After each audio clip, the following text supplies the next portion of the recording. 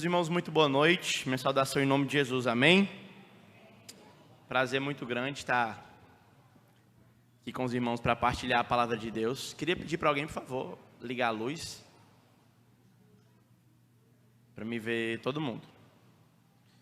Queria convidar os irmãos a abrir a Bíblia em Filipenses, capítulo de número 3, versículo de número 17.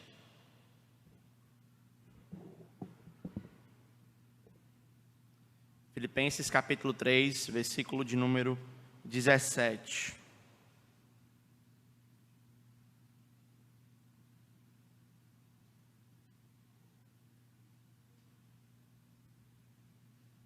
Hoje eu espero que a gente consiga olhar o texto e ver como vivem os peregrinos na terra dos homens, tirando algumas lições a partir das reflexões que eu fiz aqui no texto.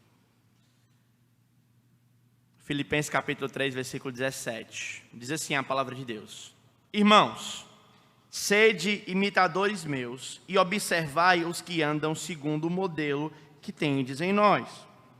Pois muito andam entre nós, dos quais repetidas vezes eu vos dizia, e agora vos digo até chorando, que são inimigos da cruz. O destino deles é a perdição. O Deus deles é o ventre, e a glória deles está na sua infâmia ou vergonha, visto que só se preocupam com as coisas terrenas, pois a nossa pátria está no céu, de onde também aguardamos o Salvador, o Senhor Jesus Cristo, o qual transformará o nosso corpo de humilhação para ser igual ao corpo de sua glória, segundo a eficácia do poder que ele tem de até subordinar a si mesmo todas as coisas. Acho que pelos louvores você já imaginou que a gente ia pensar sobre isso, não é verdade? Vamos orar. Também nessa oração vamos incluir as nossas crianças, para que o Senhor também fale com elas, salve elas e que elas tenham clareza do Evangelho. Amém? Obrigado, Senhor, por esse tempo de louvor. Obrigado por esse tempo de cantarmos verdades que fortalecem a nossa fé, que encorajam a nossa alma. Pedimos a Ti, Senhor, que nos direcione, que nos lidere por Tua palavra, para a Tua própria glória.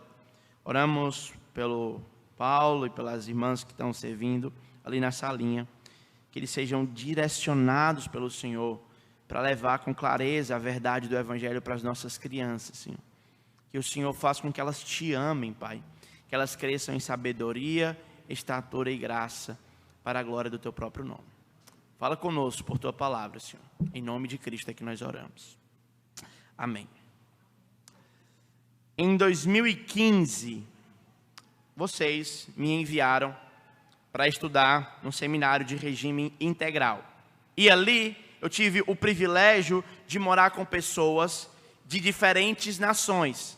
Éramos aproximadamente 6 países vivendo em comunidade, intensamente debaixo do mesmo teto. Muitas histórias engraçadas aconteceram daquela época. A fim de entretê-los, muitas vezes em nossos encontros informais já contei muitas delas. Aldenir morre de rir de alguns que eu contei. E outras tantas, se você me cobrar, eu posso contar para você em qualquer visita dessa que a gente tiver junto.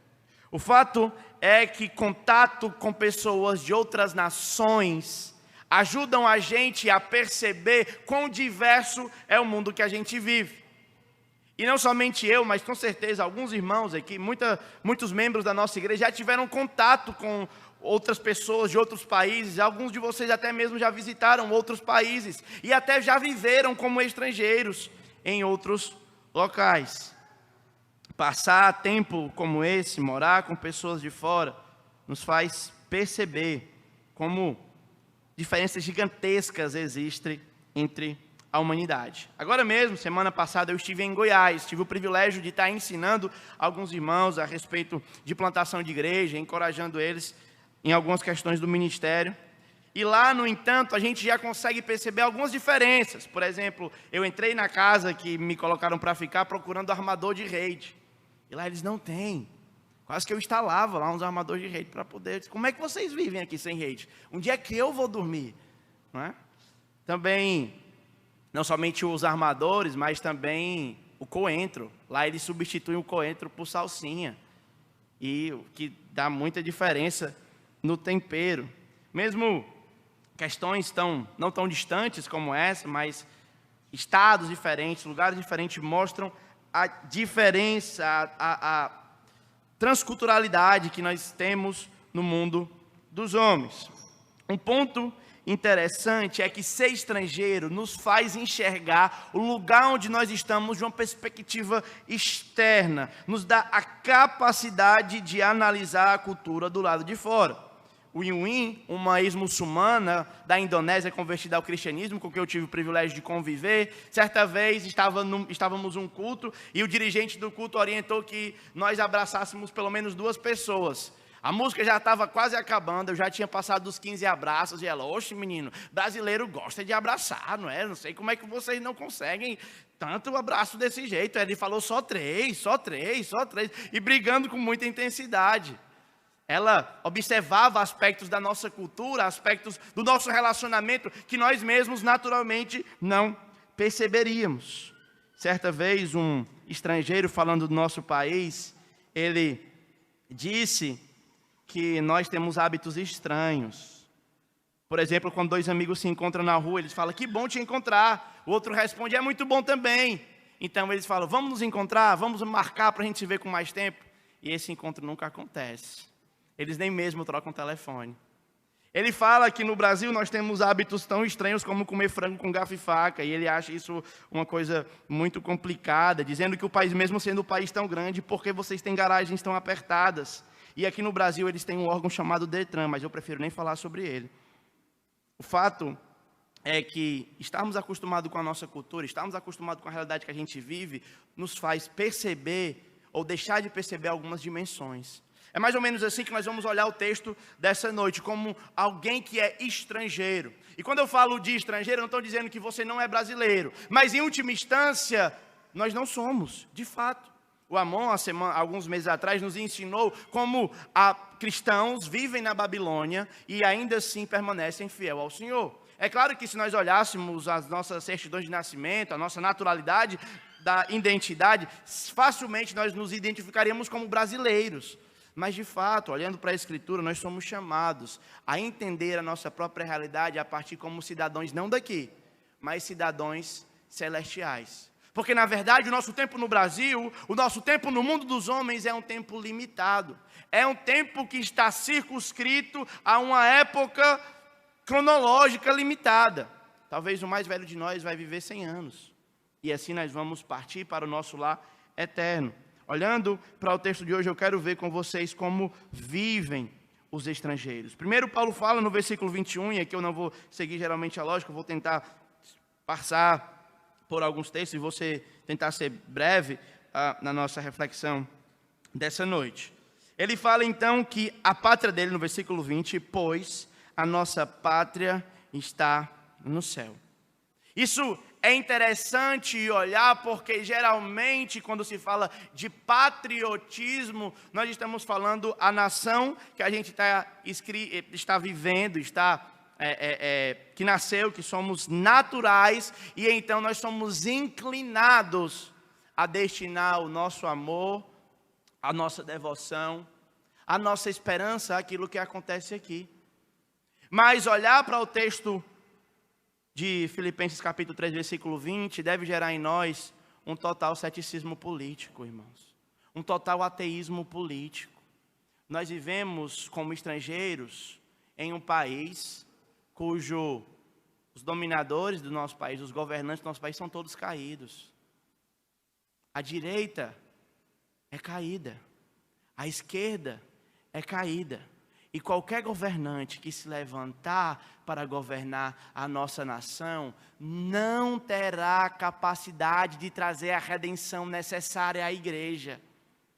Porque o problema da igreja, o problema do país, não é um problema social, meus irmãos. Ao olhar para a realidade do nosso país e olhar para a Escritura como estrangeiros, nós temos a capacidade de abstrair e entender o que acontece no mundo. O problema do Brasil não é a falta de educação. O problema do Brasil não são as quilométricas filas que o SUS tem. O problema do Brasil não é a tomada ou não de vacina. O problema do Brasil não é o imposto do Estado. O problema do Brasil não é os patrões ou não são os patrões. O problema do Brasil não são coisas palpáveis, coisas resolvidas do ponto de vista social. O problema do Brasil e de toda a realidade, a partir da perspectiva cristã, é a separação dos homens de Deus. Se nós criarmos um projeto político de desenvolvimento educacional para o nosso país, o que nós teremos serão pecadores instruídos. E a educação não resolve o problema da nação. Quer ver? Olha para a Suíça. Olha para os países de mais alto índice de desenvolvimento educacional. Depressão. Eles não são a Nova Jerusalém. Eles não são o projeto de Deus na terra.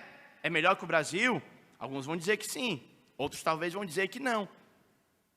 A questão, meus irmãos, é que quando a Bíblia fala que a nossa pátria está no céu, ela quer redirecionar a nossa esperança para o alto. E fazer a gente enxergar a realidade do ponto de vista de Deus. Quer dizer com isso que eu sou contra a educação? Eu sou professor, eu acredito na educação. Eu só não creio na educação como um projeto redentivo. Eu não creio no desenvolvimento econômico como um projeto redentivo. O único projeto redentivo que eu creio é quando os cristãos se arrependerem dos seus pecados, crerem em Cristo, e então eles serão redimidos, porque só há redenção no sangue de Jesus. Portanto, todo cristão, ao passo que ele se engaja na vida social, na vida do seu país, ele é chamado a fazer isso com a perspectiva ateísta do Estado. Ele não enxerga a política, o Estado, como redentor da sua situação. Ele olha, sabendo das limitações, mas a esperança final e cabal dele atende pelo nome de Jesus. Amém? A igreja evangélica tem confundido que a pátria dela é o céu. Nós precisamos lembrar, irmãos, que a redenção da nossa vida só pode ser encontrada em Jesus. Só em Jesus e mais ninguém. Com isso eu não estou dizendo que nós devemos assumir uma postura separatista de dizer que o Estado é do demônio, que a política é do demônio, e que tudo isso nós não somos chamados a ser seres apolíticos. Nós precisamos participar da vida pública. Talvez nós tenhamos alguma contribuição para dar para o mundo público, para a esfera pública. A questão é que a nossa contribuição, como ela precisa compreender relações de aproximação e de antítese. Estou tentando procurar. Precisamos estabelecer diálogo e limite. Nós precisamos ir. Lembra da palavra do Amon? Eles foram lá para a Babilônia. Eles tiveram seu nome trocado. Eles tiveram um emprego público. Eles serviram à corte do rei. Foram funcionários públicos, exerceram as suas funções. Eram seres políticos. Mas quando a Babilônia exigiu a adoração, a devoção do seu coração, eles, a devoção do meu coração é somente para Yahvé, o Senhor dos exércitos, porque a minha pátria está no céu. Esse é o convite para nós, irmãos e irmãs. Esse é o convite para olhar como peregrinos para a realidade que nós estamos inseridos. A entender que o problema central do Brasil é a separação de Deus. E como igreja, a nossa melhor contribuição, irmãos, é anunciar publicamente o Evangelho. É anunciar abundantemente o Evangelho. Falar de Cristo para as pessoas. Isso é o que está no versículo 21. A nossa pátria está no céu. Agora, como estrangeiros, há 3 perspectivas de enxergar a realidade. A primeira perspectiva de estrangeiros, de pessoas que se mudam para outro país, é que elas fazem de tudo para viver como vivem os nativos. Elas aprendem o idioma, tentam tirar o seu sotaque, tentam comer como eles, tentam falar, se vestir, fazer tudo igual. sem que haja nenhuma perspectiva de diferença, de distinção. Eles tentam serem nativos. Como cristãos, nós precisamos tomar muito cuidado com essa abordagem. À medida que nós desenvolvemos o que nós chamamos de engajamento cultural, participamos da vida pública, porque isso é o que mais a gente faz. Pouco tempo é a nossa vida dentro das quatro paredes da igreja. A nossa vida é muito mais pública. A nossa vida, a nossa atuação é muito mais externa. E à medida que nós nos relacionamos externamente, nós precisamos ter em vista a perspectiva do diálogo. Não podemos perceber a igreja como um gueto cultural. Nós não podemos fazer, então, essa é a segunda perspectiva, aqueles que vão para um país estrangeiro e vivem como se estivessem no seu país. Existem comunidades de brasileiros na Flórida, enquanto eu estava pesquisando, que eles não se misturam, não falam inglês, eles estudam, as escolas do seu filho é tudo brasileiro, a comida, tudo, eles vivem ali na comunidade, e é como se eles fossem um gueto dentro do país. Existem colônias aqui, de venezuelanos, de cubanos, de guineenses ali, em Redenção. São pessoas que tentam não perder o aspecto da sua cultura e criam a sua colônia, e acabam criando o gueto cultural. Mas o terceiro tipo são o que eu estou chamando aqui de peregrinos. São aqueles que vivem em um país estrangeiro, sabem, mas eles sabem que estão ali de passagem. Eles fazem tudo para o benefício do país. Eles plantam vinhas, lembra lá? Quando eles foram para o texto de Jeremias, eles plantam vinho, eles se casam e se dão em casamento. Eles vivem a vida comum, a vida ordinária. Mas eles sabem que a esperança da vida deles final não é permanecer na Babilônia, é voltar para Jerusalém. Eles sabem que o tempo deles na Babilônia é limitado. O tempo deles na Babilônia não é eterno. O tempo deles na Babilônia é um tempo que está com data para acabar, tem data de validade. Por isso, enquanto cristãos, nós precisamos saber que o que nós estamos fazendo aqui, irmãos, é uma jornada de peregrinação, que está nos preparando para ir para o céu. Eu sei que quando a gente fala de céu, isso é uma coisa que assusta muita gente, porque para falar de céu, precisa falar de morte. E para falar de morte, eu preciso lembrar para você que você vai morrer. Tá bom? Você não foi feito para ser semente, irmão. Você vai acabar, os seus dias aqui vão acabar. Você vai deixar de respirar, um dia vai morrer. E se você enxerga a sua vida somente como limitada a essa terra aqui, você vai precisar resolver isso. E eu aconselho que seja feito hoje. A nossa pátria está onde? No céu. Isso quer dizer que nós vamos ser alienados. Isso quer dizer que nós vamos criar guetos culturais. Só vou ter amigo crente, só vou falar com cor de crente, falar evangeliquez. Não. Precisamos lembrar, desenvolver a dimensão do diálogo. Ir até a esfera pública, participar da esfera pública, mas sabendo que a nossa atuação na esfera pública é para tentar salgar este mundo aqui para o benefício deles. Mas o nosso aqui não é criar uma nova Jerusalém. Porque a nova Jerusalém ela vai descer do alto, com Jesus liderando ela. O nosso trabalho é nos prepararmos para irmos, para encontrar com o Senhor no céu. A nossa pátria está no céu. Agora, essa vida como peregrino, ela é uma vida demasiadamente complicada. E para isso, então, nós precisamos de modelos a serem seguidos. Nós precisamos estar engajados naquilo que nós chamamos do processo de discipulado. Por isso eu queria convidar você para olhar comigo o versículo 17 do capítulo 3.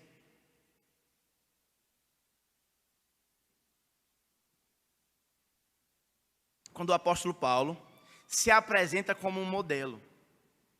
Sejam meus imitadores e observem os que andam segundo o modelo que tendes em nós. É o que o texto está dizendo. Na vida como peregrino, estrangeiros vivendo em outro país, às vezes, eles não sabem as facilidades, eles não sabem os atalhos. E eles precisam, então, de ir atrás de alguém mais velho, alguém que já habita naquele país para resolver um problema. Eu estou tentando fazer alguns planos para ir visitar um outro país, estou tentando fazer contatos com os missionários que já trabalham lá, para ver qual é a melhor forma de entrar, para ver qual é a forma mais eficaz, porque eles já estão lá há mais tempo, eles sabem o caminho das pedras, eles podem se apresentar como modelo para facilitar a minha estada naquele local. Todavia, também quando alguém vai morar, é natural que se pergunte, que escute relatos, que vá atrás de alguém que tem mais experiência. Aqui o que Paulo está falando é isso. Ele olha para si e está vendo para a igreja precisa de um referencial, ela precisa de um modelo, e Paulo fala, sejam meus imitadores, olhem para mim, eu já estou acostumado a viver na Babilônia. É claro que aqui não é Babilônia, estou usando termos metafóricos, tá bom, irmão? Só para deixar bem claro, que às vezes algum literalista vai me... Não, é Filipos, tá, tudo bem. Ele está escrevendo em Roma, está preso, e a igreja é em Filipos. Tá? Babilônia e Jerusalém são metáforas do Antigo Testamento que fazem referência ao período de exílio de Israel em 584 a.C. Os irmãos lembram bem disso, só para enfatizar caso alguém tenha esquecido, tá bom? Então aqui ele está falando disso. Ele é um modelo. Ele se apresenta como modelo. E ele também fala que não somente ele, mas também observem os que têm entre. Aí você vai lembrar do capítulo 2, quando eu falei de Epafrodito e de Timóteo. Ele está mandando Timóteo para ser um modelo na fé, para que os irmãos vejam a forma como ele vive e se espelhem nele. Às vezes, conceitos bíblicos difíceis precisam de vidas belas para ilustrar, para que a igreja possa ver e seguir. Esse versículo aqui, irmão, você só consegue aplicar ele na igreja. É na igreja que você vai ter modelos de fé. É na igreja que você vai ter velhos que já passaram pelo teste do tempo, que já são experimentados, que já passaram pelas experiências que passaram, que já são maduros, que já são experientes, que sabem lidar com os problemas da vida. Toda sociedade que avançou, que progrediu, ela sempre teve em autoestima os seus anciões. Cabelos brancos, irmãos, são bênção para a igreja. Até mesmo a ausência deles também. Precisamos então olhar entre a nossa comunidade modelos de homens e mulheres que já passaram pelo caminho que a gente está trilhando. E eles então vão nos ajudar a viver a vida na Babilônia. A viver como peregrino. O plano de Deus é esse, homens e mulheres se apresentando como modelo, os mais velhos ajudando os mais novos a seguirem a vida comum da fé. E qual ambiente é mais propício do que esse, do que a igreja? Do que a comunidade de fé que a gente vive? Por isso que para sermos peregrinos eficazes, nós precisamos desenvolver relacionamentos sólidos na nossa igreja local. Tito capítulo 2.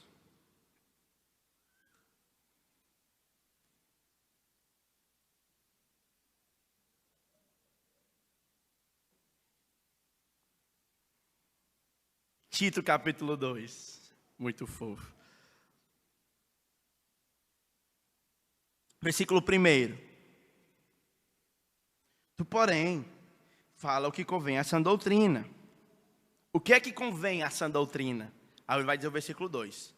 O que é que convém a sã doutrina? Quanto aos homens idosos, que sejam temperantes, respeitáveis, sensatos, sadios na fé, no amor e na constância. Quanto às mulheres idosas, semelhantemente, que sejam sérias em seu proceder, não caluniadoras, não escravam muito vinho, que elas sejam mestras do bem, a fim de instruírem as jovens recém-casadas a como amarem seu marido e seus filhos, serem sensatas, honestas, boas donas de casa, bondosas, sujeitas ao marido, para que a palavra de Deus não seja difamada. Quanto aos moços, de igual modo, exorta-os para que em todas as coisas eles sejam criteriosos. Torna-te pessoalmente, aqui ele está falando para Tito, padrão de boas obras. No ensino, mostra integridade e reverência. Veja que aqui nós vemos o padrão sendo estabelecido. A vida em comunidade. A igreja aqui não é departamentalizada. A igreja daqui é jovens aprendendo com os velhos. Velhos ensinando os jovens. Jovens dando estímulo e coragem aos velhos, mas os velhos refreando os jovens. Irmãos, recebam como bênção do Senhor a sua velhice. a sua maturidade. Como com ela você ganha repertório, com ela você ganha sensatez, com ela você ganha experiência, com ela você ganha maturidade, com ela você ganha mais profundidade no seu relacionamento com o Senhor, se você aprender a envelhecer intencionalmente. Envelheça crescendo, intencional. O nosso mundo vai dizer que ser velho hoje é uma desgraça. E aí, à torta e à direita, as pessoas vão tentar cada vez mais se parecer com mais novos. Esteticamente falando, não vejo nenhum problema. Mas é necessário lembrar que os velhos foram dados como bênção para a igreja, irmãos. Os velhos foram dados para instruir. O que seria de mim se não fossem os irmãos me orientando, refreando os ímpetos da juventude? O que seria de mim se não fossem os pastores mais velhos me ajudando como é que as coisas devem ser feitas? O que seria de mim se não fossem os mais velhos me ensinando a como amar a esposa? A me dando conselhos sobre como trilhar, como fazer, o que falar, como me comportar, me ajudando a resguardar o ímpeto da juventude. Como jovens somos apaixonados, como jovens não sabemos medir a consequência dos fatos, como jovens somos avexados, não sabemos lidar com os processos. Como jovens, nós não temos repertório para lidar com a experiência. Por isso, nós precisamos de modelos para a gente imitar. Precisamos de pessoas que provaram-se pelo tempo, que são aptos para ensinar com a sua própria vida como proceder na casa de Deus. Aqui nós temos casamentos de 40, de 30 anos, irmãos e irmãs, que podem ser apresentados como modelo. Não perfeição, é o que Paulo fala. Volta lá para Filipenses capítulo 3, ele diz no versículo anterior: eu não sou perfeito. Eu sou falho, mas dentre as minhas falhas eu posso servir a muitos como modelo. Ele vai dizer, versículo 13, Filipenses 3, 13. Irmãos, contaminam o julgo havê-lo alcançado, a perfeição, né? Só para lembrar isso aí para vocês. Faz sentido isso que eu estou falando, meus amados? Vamos aprender, eu acho que isso é uma coisa maravilhosa. As irmãs aqui mais jovens, tragam as mais velhas e peçam a elas conselhos de vida. Sempre quando eu preciso tomar alguma decisão, é na casa do Carneiro, do Mano, do Raimundinho, do pastor Alexandre, dos irmãos mais velhos, do Eufrásio, do Valdo, todos os irmãos aqui que eu vou perguntar, que eu vou pedir conselho. Eu me lembro que quando a gente começou aqui em 2017, logo quando eu e o Mano a gente voltou, e eu voltei, o Mano assumiu aqui a igreja. E aí uma pessoa veio dizer que ia sair da igreja. Foi conversar comigo e dizer sair da igreja. Irmãos, pense numa facada. Eu estava bem aqui assim, onde está aproximadamente onde está o Ribeirinho. Eu segurei a lágrima para não chorar na hora. Eu vou sair da igreja, não sei o quê, rapaz. Aí eu fui conversar com o Mano. O Mano, Mateus, é assim mesmo. Quando um pastor entra, é assim mesmo. Pessoas saem, pessoas vêm, faz parte. Vai acontecer assim, aí depois de um tempo a igreja vai ficar assim, depois de um outro tempo vai ficar assim. Olha aí, depois de um ano e meio, tudo que ele falava parecia que ele estava vendo o futuro. O que é isso? Repertório, maturidade, saber lidar, saber dar a proporção devida para os problemas. Como jovens, nós não temos a capacidade de dar a proporção devida para os problemas. Às vezes fazemos tempestade em copo d'água, e às vezes o que é para fazer tempestade nós não lidamos com a seriedade correta. O velho, ele sabe dar a dimensão correta. Ele sabe o que deve ser feito. Por isso que nós precisamos dele como modelo. Amém? Quem quer ser um velho para a glória de Deus? Amém. Só que levantou a mão foi quem tem menos de 30 anos, né? Meus irmãos, recebamos como bênção a velhice, tá bom? Eu sei que talvez isso vire um meme, né? Que eu já sou acusado de ser velho, mas isso para mim é um maior elogio, é mais elogio do que do que chacota, tá bom? Para os meus opositores aí, viu? Depois ele vai dizer que na vida como peregrino, algumas pessoas falharam em sua jornada. O versículo 18 apresenta isso para a gente, olha comigo.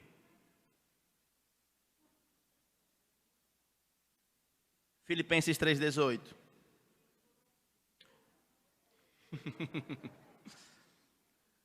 Pois muitos andam entre nós, os quais repetidas vezes eu vos dizia e digo agora, que até chorando eu vos digo, que eles são inimigos da cruz. Então algumas pessoas dentre esses peregrinos se perderam em sua jornada.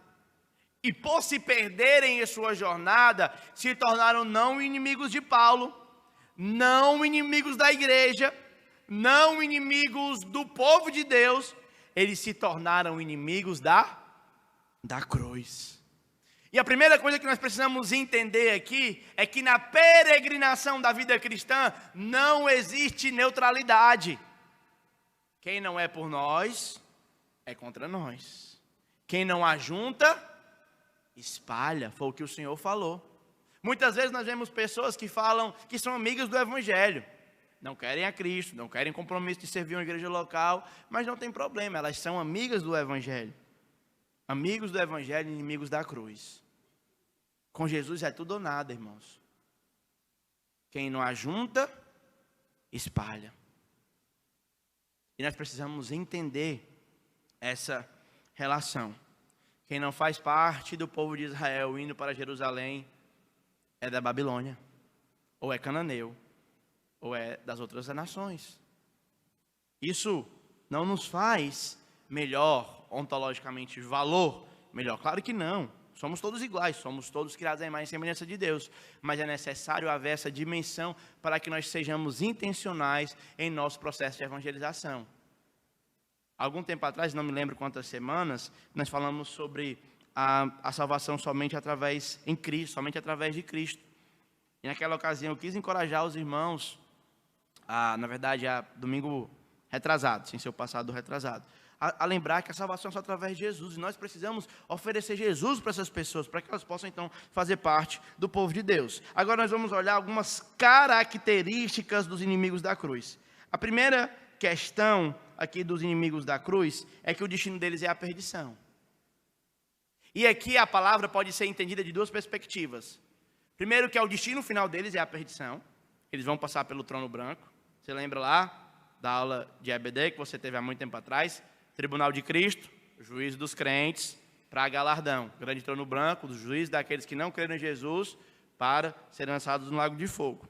Tá bom? Então, eles aqui é perdição, é o que Paulo tem em mente aqui. Mas também, outra questão que ele tem em mente aqui, Paulo, é a ideia do propósito. O propósito dele é levar outras pessoas à perdição. O propósito de Paulo é que as pessoas imitem ele, para que à medida que imitam ele, olhem para Cristo. O propósito dos homens é, olhem para mim, para que à medida que vocês me imitam, vocês se perdem. Então, aqui há duas perspectivas, duas formas de entender essa palavra. Então, essa é a primeira característica deles. A segunda característica, o Deus deles é o ventre. Eles adoram a si mesmos. Meus irmãos, não existe ninguém que não pratique uma religião. Todo mundo adora alguma coisa. Todo mundo tem uma explicação sobre como o mundo veio a existir. Mesmo ateístas. Mesmo pessoas que dizem não serem religiosos, mas eles são. Cientificistas, naturalistas, são pessoas religiosas, porque atribuem à matéria o poder de autoexistência. Isso, o que é senão uma religião? Eles assumem o compromisso último da sua vida com a ciência. Isso faz deles um religioso, que é preciso tanta fé quanto a nossa para crer que a molécula de átomo desenvolveu até gerar o Big Bang, e daí vir o Amon, em toda a sua complexidade. Todos nós somos religiosos. Mas talvez alguns de nós não estejam adorando a ciência. Talvez alguns de nós não estejamos adorando a vaquinha lá da Índia. Talvez alguns de nós estejamos adorando o prazer. Talvez alguns de nós tenhamos como ídolo do coração o conforto. Talvez alguns de nós, irmãos e irmãs, tenham como o ídolo do nosso coração, o Deus a quem nós prestamos conta, o nosso próprio eu. O ser benquisto, ser amado, ser reconhecido. E construímos então projetos em torno de nós mesmos, para que sejamos amados e adorados. Para que sejamos exaltados. Para que sejamos reconhecidos, amados, percebidos, respeitados, honrados. coisas que não são intrinsecamente erradas, mas quando elas assumem um lugar errado no seu coração, elas se tornam um ídolo. Se quer saber se algo está se tornando ídolo no seu coração, pergunte a si mesmo: o que é que você está disposto a pecar para ter? Existe alguma coisa que você está disposto a pecar para receber? Aumento, dinheiro, prazer, promoção, filhos, o que for. Existe algo que você está disposto a pecar para receber? Essa é uma primeira forma de você saber se tem um ídolo no seu coração. A segunda: existe algo que você peca porque não tem? Mais na frente nós vamos ver que o contentamento de Paulo está em Cristo. E que por causa de Cristo, por causa do Evangelho, ele sabe ter muito e ter pouco. Tem algumas pessoas que idolatram a pobreza. E querem, a finas forças, serem pobres. Porque a pobreza está associada à humildade. E a humildade à piedade. E assim, então, eles podem ser mais santos porque são pobres. E atribui todo mundo que é rico como um estado de pecaminosidade. Não tem problema nenhum você ter dinheiro. O problema é o dinheiro ter o seu coração. Não há problema nenhum em você ser rico. O problema é que quando o dinheiro passa a dominar o seu coração. Algumas pessoas, por outro lado, pecam porque não estão satisfeitas com a vida que têm. E quando eu falo de satisfação, não é uma inércia, não é um senso de imobilidade total, de ausência de busca, mas é ingratidão no próprio coração. E mesmo já tendo o suficiente para si, querem continuar tendo mais e mais e mais e mais e mais. Se você se encontra nessa situação, o seu Deus é o seu ventre. É assim mesmo. São as suas paixões, são os seus prazeres.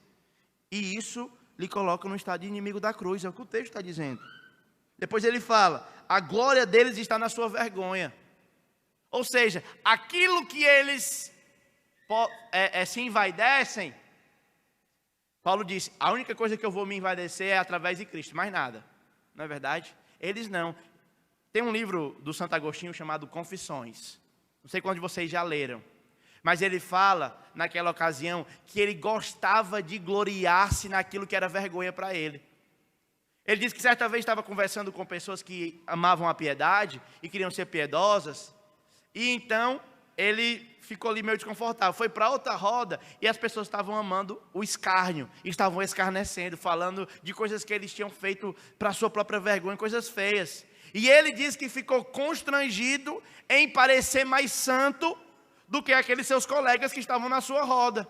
E para não parecer mais santo, ele mentiu de algo que ele não havia feito para não poder parecer tão santo. Para poder gloriar-se na sua vergonha. Ele conta que certa vez roubou uma pera, não porque tinha fome, não porque a fruta era agradável aos olhos, simplesmente pelo prazer de roubar. E ele se gloriava nisso. Muitas pessoas se gloriam na sua liberdade e acabam fazendo mau uso da sua liberdade, gerando sua própria vergonha. Muitas pessoas se gloriam na sua religiosidade e acabam fazendo mau uso da religião, porque a religião é uma coisa boa. Tá certo? Amém? A gente é acostumado a atacar o pau na religião, como se a religião fosse algo ruim. A religião é uma coisa boa. Jesus é Deus, nós estamos numa igreja, louvando o nome dEle. É bom fazer parte de uma religião. Nós não podemos ser religiosos, formalistas, externos, sem genuinidade. Mas existe uma verdadeira religião. Amém? Então, lembrando disso, olha o que o texto está falando. Eles se gloriam nas suas vergonhas. Eles contam vantagem dos seus erros. Eles mentem, eles contam como eles foram espertos em enganar o chefe, como foram espertos e sabidos em burlar a blitz, como eles conseguem não pagar impostos, como foram espertos e geniais na sua atividade de astúcia de trair a sua esposa, de fazer coisas para o mal, e se vangloriam nisso. A glória deles é a sua infâmia. Isso o coloca como inimigo da cruz. A última característica é que eles só se preocupam com coisas terrenas. Quando eles deitam a cabeça para dormir, a preocupação deles não é como eles podem ser mais santos, como podem servir melhor a igreja. Eles não têm o mesmo pensamento que Deus pela sua palavra. Eles pensam somente em coisas aqui da terra. Na EBD do ano passado, eu sei que vocês não vão lembrar, mas eu falei de uma metáfora que ilustra bem o cristão. Ele é como uma árvore.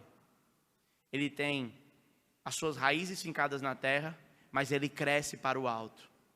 Ele cresce para o alto. E ele dá fruto. Ele não é como uma topeira, que está com a cabeça enfiada na terra, e não é como um balão, que é totalmente desconectado com a terra. Ele tem essas duas dimensões. Ele entende a vida na terra, mas ele cresce para o alto.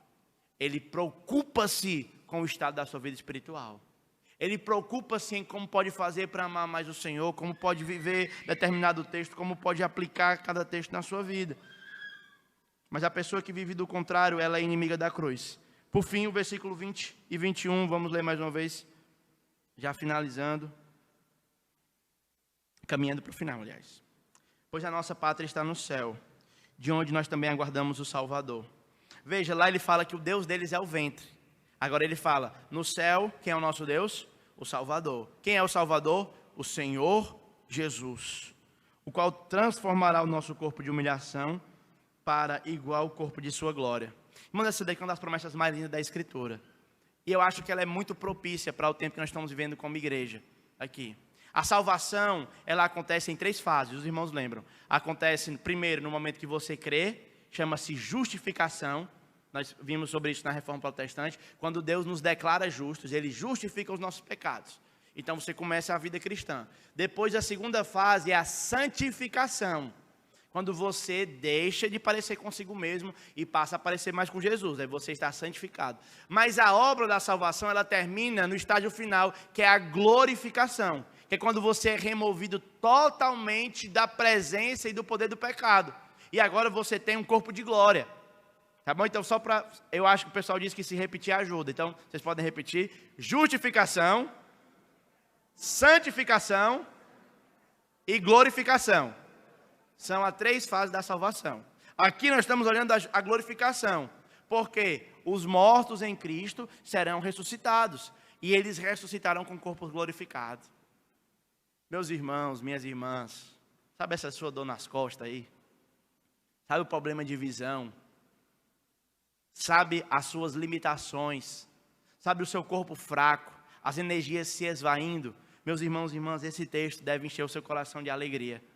Esse texto aponta para a gente que o nosso corpo será restaurado, será glorificado. Vamos ler lá Coríntios, 1 Coríntios 15.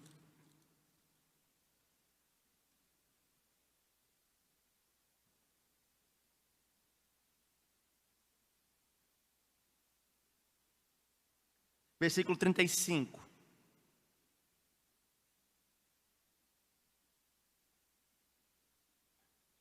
Olha atentamente o texto comigo, por favor. Mas alguém dirá: como ressuscitam os mortos? E em que corpo vem? Insensatos, o que não semeia não nasce, se primeiro não morrer. E quando semeias, não semeias o corpo que há de ser, mas o simples grão, como de trigo ou de qualquer outra semente. Mas Deus lhe dá corpo como lhe aprouve dar, e a cada uma das sementes do seu corpo apropriado. Nem toda carne é a mesma, porém, uma é a carne dos homens, outra dos animais, outra das aves e outra a dos peixes. Também há corpos celestiais e corpos terrestres. E, sem dúvida, uma é a glória dos celestiais e outra a dos terrestres. Uma é a glória do sol, outra é a glória da lua e outra das estrelas. Porque até as estrelas e estrelas há diferença de esplendor. Pois assim também é a ressurreição dos mortos. Semeia-se o corpo na corrupção, ressuscita-se na incorrupção. Semeia-se em desonra, ressuscita em glória. Semeia-se em fraqueza, ressuscita em poder. Semeia-se em corpo natural, ressuscita-se em corpo espiritual. Se há corpo natural, também há corpo espiritual. O argumento de Paulo aqui é que a ressurreição é verdadeira, irmãos e irmãs. A questão aqui não é o conto da carrochinha.